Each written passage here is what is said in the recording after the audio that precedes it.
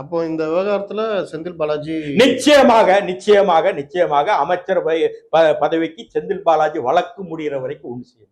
அவர் வழக்குகள் இருக்கு இல்லையா, அது முடிகிற வரைக்கும் இன்னியும் பலருக்கு மேல கட்டி தொங்கிட்டு இருக்கு. பல திமுக அமைச்சர்களுக்கு இப்போ காலம்தான் பதில் சொல்லும். துரைமுருகன், ஐ பெரியசாமி, இவரு நம்ம எம்ஆர்கே 3 பேர் வழக்கையும் மீண்டும் விசாரிக்க சொல்லி உயர்நீதிமன்றம் கீழமை நீதிமன்றத்துக்கு விசாரணை நீதிமன்றம் உத்தரவிட்டிருக்கு. ஆமா, இது என்ன ஆகும் நினைக்கிறீங்க? அது இப்போ கொஞ்சம் பயம் வந்திருக்கும். ஏன்னா ஹைகோர்ட்டே நம்மளை டைரக்ட் பண்ணிருக்காங்க, கவனமா விசாரிக்கணும்.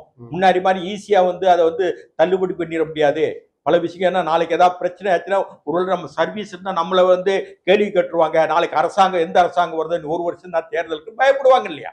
இப்போ 5 வருஷத்துல இவங்க தீர்ப்பு வாங்கினாங்க, இவங்க அரசாங்கம் இருந்தது, எந்த மாதிரி வாங்கினாங்க, எப்படி ஆர்கியூ பண்ணாங்கன்னு தெரியல. இதெல்லாம் பெரிய சிக்கலான விஷயங்கள். அப்ப 6 மாசம் பொறுத்து எப்படி வரும்னு நினைக்கிறீங்க?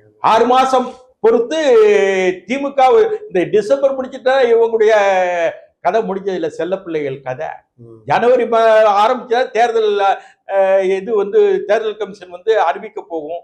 அறிவிச்ச பிறகு இவங்க என்ன செய்ய போறாங்க? பிறகு பிப்ரவரி மாசம் பிறகு கோட்டைக்கு போக முடியாதுல்ல. பிறகு என்ன இருக்கு? அடுத்து நிச்சயமாக எடப்பாடி தலைமையில ஆட்சி அமையும்.